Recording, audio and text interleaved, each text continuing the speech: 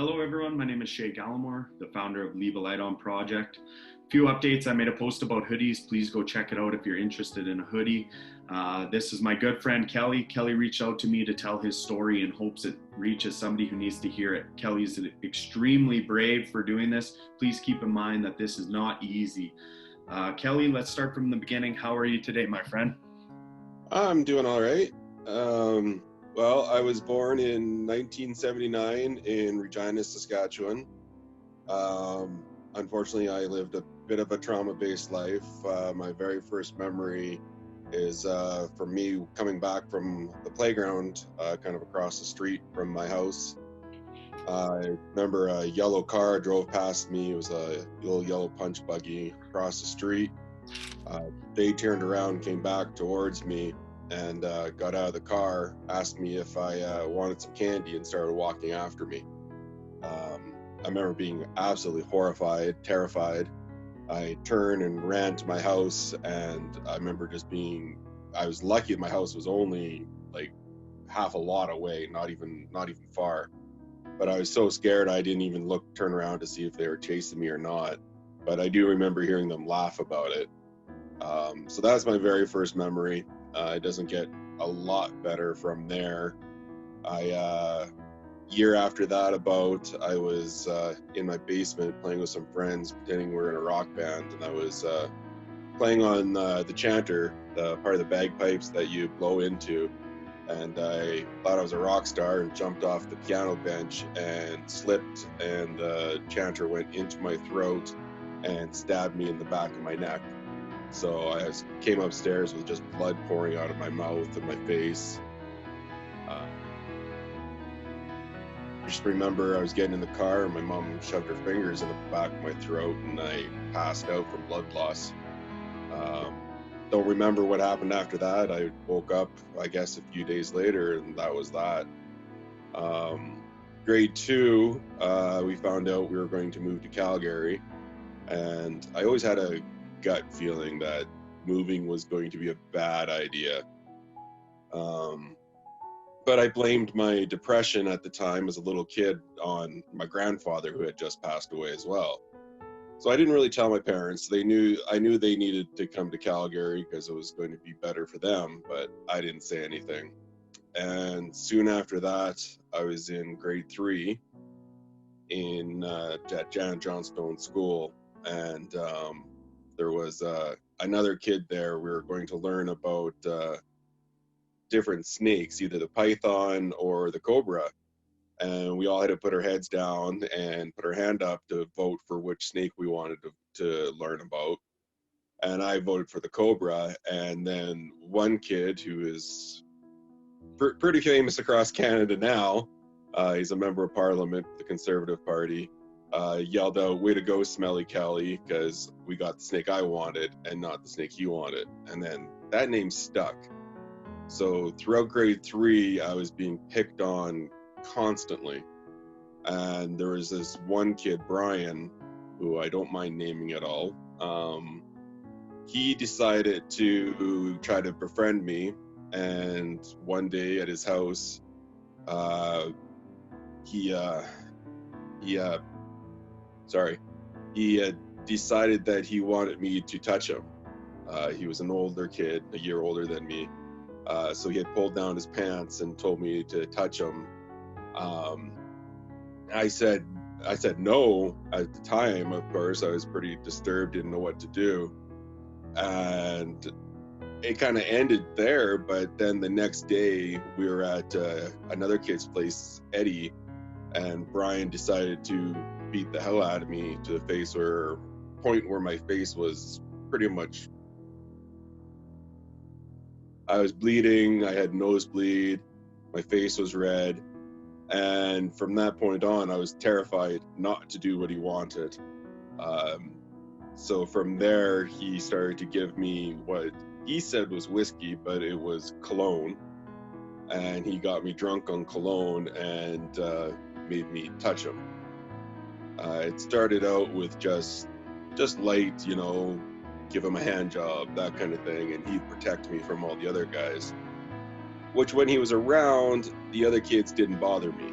But when they weren't around, he wasn't around, I still got beat up by all the other kids.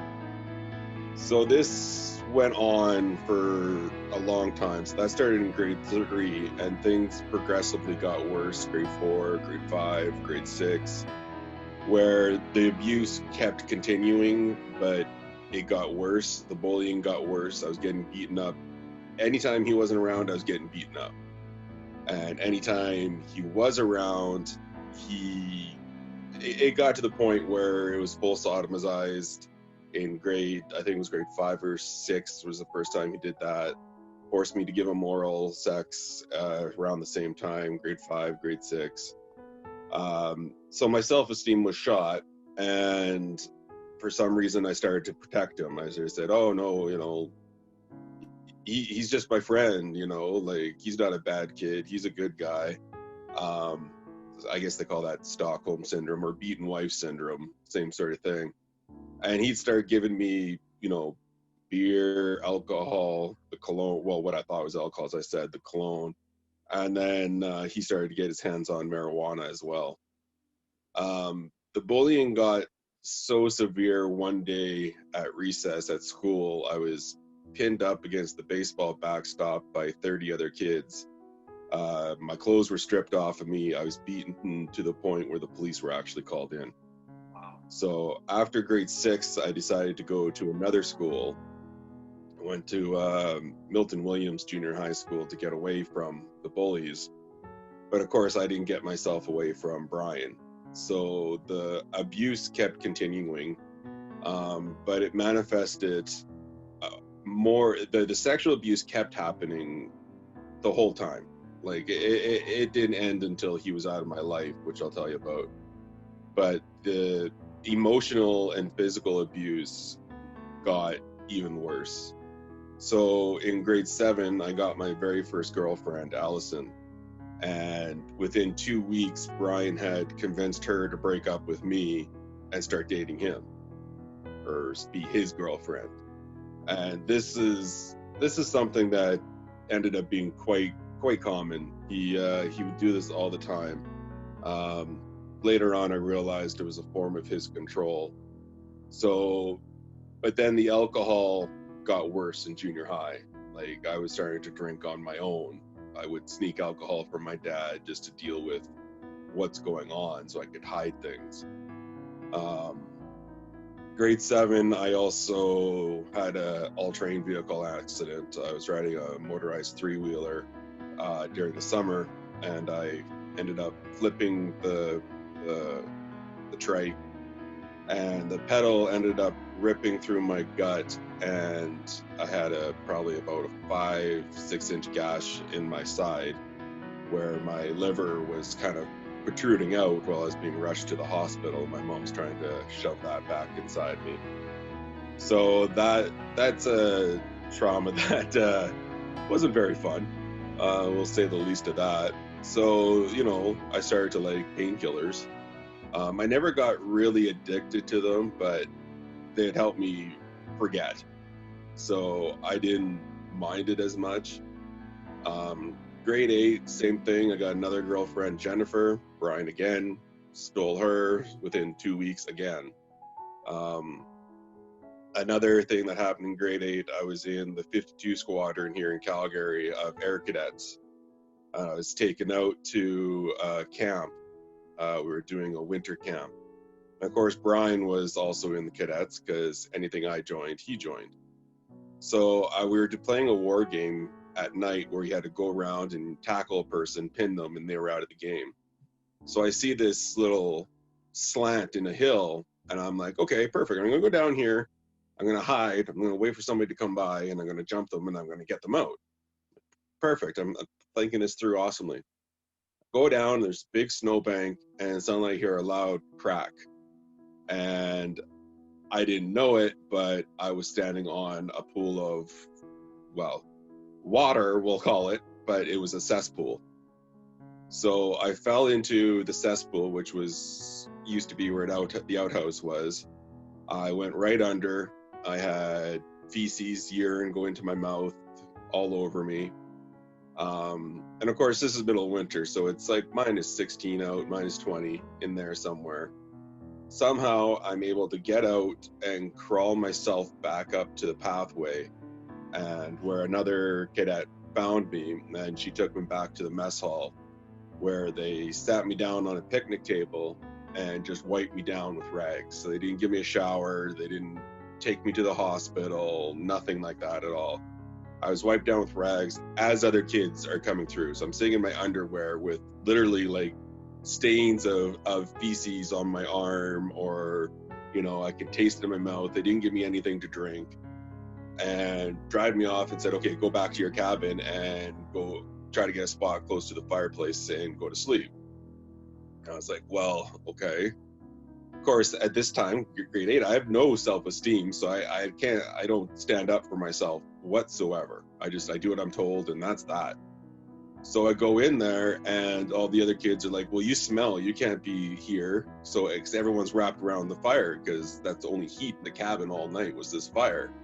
So I ended up getting a spot right beside the door, and there's people coming in all night long to feed the fires. Well, Brian, ended up sleeping beside me, and, decided that he's going to keep me warm, and, starts to spoon up to me and starts to reach around with a cabin full of about 30 people. So I'm sitting there again, frozen, not just frozen from the cold, but frozen from fear as well of, being outed, being told I'm gay. I mean, this is the 90s. This isn't 2020 where it's okay to even thought about gay. My dad was homophobic. If it came out that even the thought that I was gay, I'd be beaten. My dad would be pissed off because we're a Christian family, and fortunately times have changed, so people hopefully won't have to deal with that anymore. But the fear of that, as well as the fear of, just other kids seeing it and then being teased because of that as well, was huge. So from there, I ended up going to sleep and taking the bus ride back. Of course, nobody would sit with me. I did tell my mom about that, and she took me out of Air Cadets, and that was the end of the Air Cadet situation. But of course, Brian was still around. So grade 9, the abuse did continue. Same thing, sodomization, forced oral sex. But he never made me sodomize him. It was always, I was the one always receiving it. So my alcohol use was still hidden, but it was still pretty rampant. I would drink and, smoke weed whenever I could. Anytime I could get my hands on the drugs, I would do it. Grade 9, the closest person to me was my grandmother, and unfortunately she passed away in grade 9. So I felt like I lost my only out. I was able to go away to her place in the summer sometimes and get away from Brian. It was like my only reprieve of not having him around. So now that was gone, he was around every day. And once grade 10 started, things started to take a more of a downwards turn. I went to Dr. E.P. Scarlett High School here in Calgary, and there was this kid, Doug. He was three lockers down, and he was an oddball. Like he was a cool kid, but like I thought, I'm like, well, this kid is so weird. He has a light bulb in his baseball cap, but he's so popular. Everybody loves him. He's the greatest kid. And I was like, starting to think, okay, well, if people can like him, well, why can't they like me? Maybe I can reach out to new groups and I can start to be liked. Unfortunately, soon after that, Doug committed suicide and ended up killing himself, which it was quite hard to take. It was my first death of someone other than a family member, and unfortunately, it's not going to be the last. But there was a lot of anger around the school around it, and I just remember people were, getting mad. Like we had a meeting with the social counselor, and anyone who was affected could go. and people were yelling like, oh, there's people here that don't belong here, that didn't even know him. And to me, they were yelling at me. Yeah. Of course, I don't know if that's true or not, but that's my self-esteem telling me that they're yelling at me because they didn't know that I actually talked to them every day because our lockers were beside each other. Again, got girlfriends. Brian, of course, stole those girlfriends. Grade 11, there was a young girl, Stephanie, who ended up dying of a heart attack, who was actually a close friend of mine. But there was a other girl that I started to like, and I actually ended up kissing her in the hallway, but she had a boyfriend. I was like, oh, I don't know what I should do. So I asked Brian for advice, which is a stupid mistake. He told me that I should tell the boyfriend so he breaks up with her and would go out with me. I was like, oh, okay, well, I'll tell him, I'll man up and tell him, this happened. Of course, he freaks out, he's yelling, he's threatening me, he's going to kill me. He does break up with her, but next thing I know, I'm downstairs in Brian's bedroom, me, the girl, and Brian, and I'm watching Brian have sex with her right there in front of me. So again, I mean, this is more emotional abuse and I guess sexual abuse at the same time. And I didn't know what to do. I'm just sitting there in the corner going, okay, I can't leave because they're in front of the door. And then, of course, he would go back to abusing me even, going back and forth all the time. Grade 12 hit, and I remember walking one day through the hallway, and there was a boy, Victor, who was one of the boys that did bully me in elementary school, but he had stopped. He was one of the ones that stopped bullying me. By this time, most of the bullying had ended, but the abuse was still there. I still couldn't get away from Brian for some reason. And I remember seeing Victor sitting in the corner crying, and I was like, what's wrong? He's like, oh, nothing, I'm fine. I'm like, okay. I walk away and I go tell the teacher, I'm like, Victor's over there and he's crying. I really don't know what's going on. So the teacher went running over there, and I found next day, I heard sirens, and I found out the next day at school that Victor killed himself. It was one of those, I wish I always had stopped and sat there and talked to him. Could I have stopped it? I've always told myself, if I stopped and talked to him, I would have stopped it. I could have saved him. I don't know that to be true. Right. I mean, it probably couldn't have, when it comes down to it. So you carry a little bit of that on yourself, like you should have been there for him. Yeah, I always had. Carry a piece of that, yeah. Okay. I always carried a bit of that with me. Grade 12, when I went to graduate, I had a rugby trip that year, and this is where some of the more bullying kicked back in. We went to Scotland, and flashbacks from grade 6, they decided they wanted to take me down to a chair and shave my head. So they take me to a chair, shaved my head, and started beating me with socks with bars of soaps in it. All the while Mr. Anderson, the teacher, or the rugby coach, was sitting there laughing, watching it.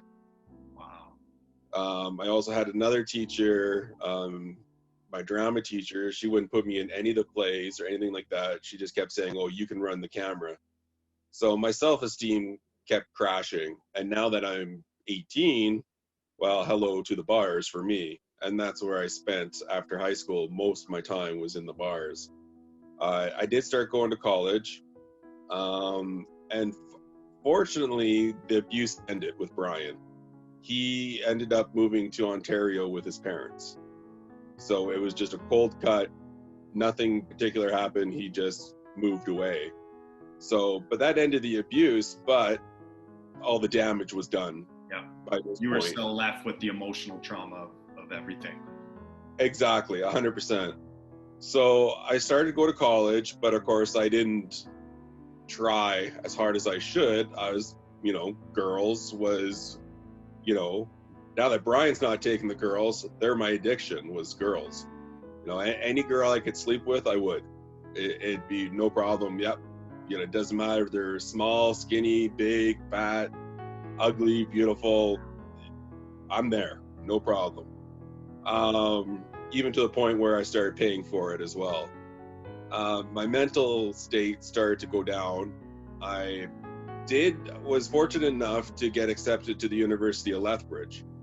So I went down to the bridge and I spent 2 years there, which part of it was the best 2 years that I can imagine. I ended up getting on the rugby team, on the Trolls rugby team and the LRC rugby team, the Lethbridge Rugby Club. And I started to bounce at Spin nightclub, Okay.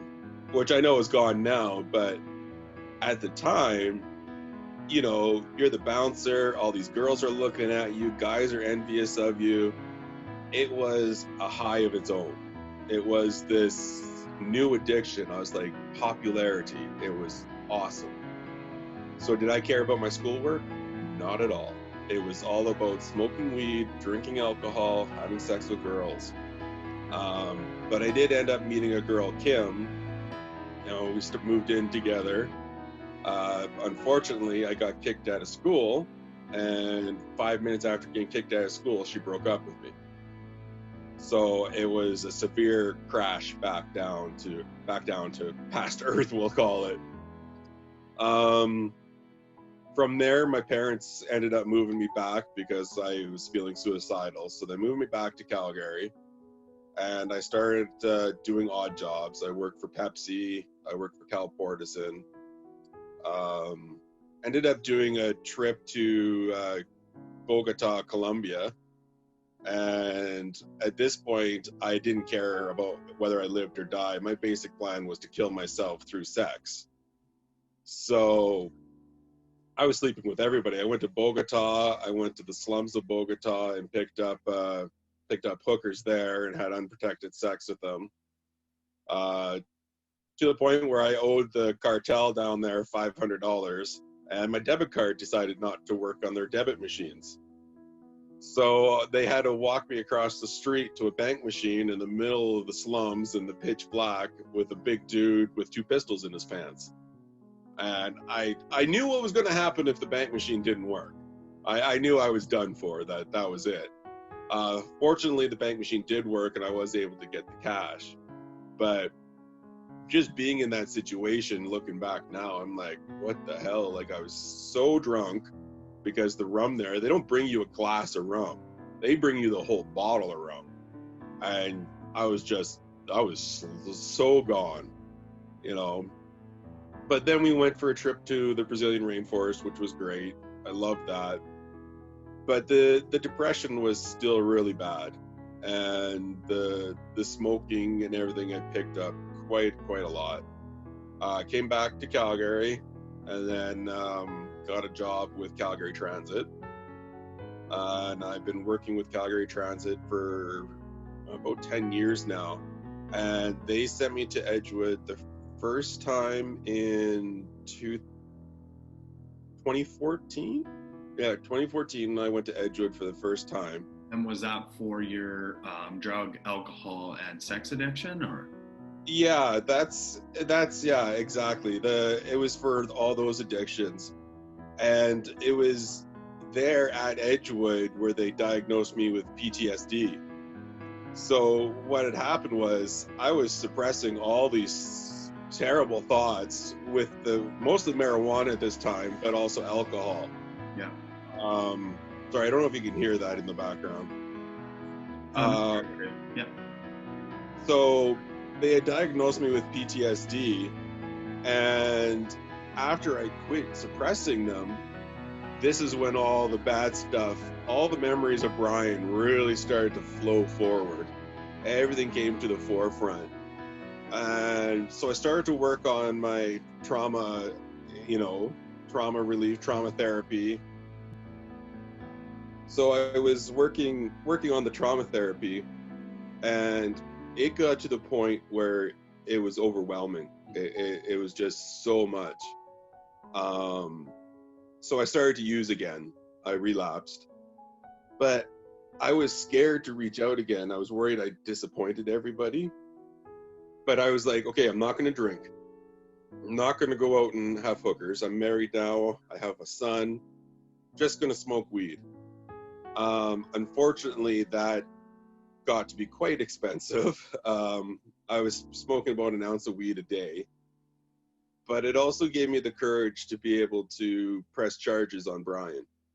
Okay. So I went to the police and filed a statement and did the whole 9 yards, and they tracked him down in Ontario and interviewed him and stuff. But unfortunately, because of the time that has lapsed and lack of proof, they couldn't lay charges. But at the same time, I felt amazingly great about it. You know, it was one of those things that's like, okay, I have finally told him that he doesn't have control of me anymore. Yeah. And that was one of the best things I think I could ever do. One of the hardest things I've ever done by far, but one of the best things, no question. But the smoking was out of hand. I was falling behind on bills. Not just falling behind, but like way behind on bills, because any money I'd have, I would just smoke it. So yeah, I was falling behind on all the bills. And my wife was getting, you know, she knew what was going on. I hid it from her for a while, which we all do. But bless her heart, she's been super supportive. And I reached out to my work a second time, and they sent me back to Edgewood again this time. Which now I went about 5 years before I finally did do the relapse, but I was just, you know, sinking it down, pushing it down. And now I've been sober ever since I got back, going strong, and the thoughts of using aren't there. I'm still getting using dreams. Yeah. But those are just more, you know, they more piss you off than anything. So you wake up going, oh no, I'm going to fail my drug test. Oh wait. I was sleeping. Okay, we're good. Brings a sense of pride knowing that you made it through, and the people that I connected with, like Cam and, you know, like other guys you had talked to, Jimmy. It was much better this time around. I feel much closer to people, and being able to reach out is amazing. Yeah. So yeah, that's basically my story, and as quick as I could say it, pretty much. No worries, man. You did amazing. I'm very proud to call you my friend. I'm proud of you for everything that you've been through, and you're still here. How do you feel that your treatment was more beneficial this time? Like, did you dive into more the depression and the emotional trauma that you had been through, or more on the addiction side of things? Or did you find they were both connected? Well, they're both connected, but I definitely dove into more of the addiction stuff this time. Yeah. Because the first time it opened up a lot of wounds, and then I spent the next 5 years going to like Jennifer Corbeil here in Calgary and really working on the trauma there and getting the trauma dealt with before I went back and dealt with it. To me, it was like, okay, you got to deal with one thing at a time. Yeah. So I opened up the wounds and realized, okay, well, this is why I have these addictions. All these memories that have flooded back are the reason why I was using so much back before the first time. So I had to deal with all of that stuff. And the final step was laying the charges. Yeah. And then I knew once I did that, it's like, okay, I can deal with the addictions now, because these memories, when they come up, I have the tools to be able to deal with it. So it was really dealing with the addictions the second time. Oh, okay, awesome. Right on, Kelly. Well, thank you so much. I'll do a follow-up interview and see how things are going for you. Keep going strong, buddy. Again, I'm proud of you for telling your story. It's awesome. Thank you. You betcha.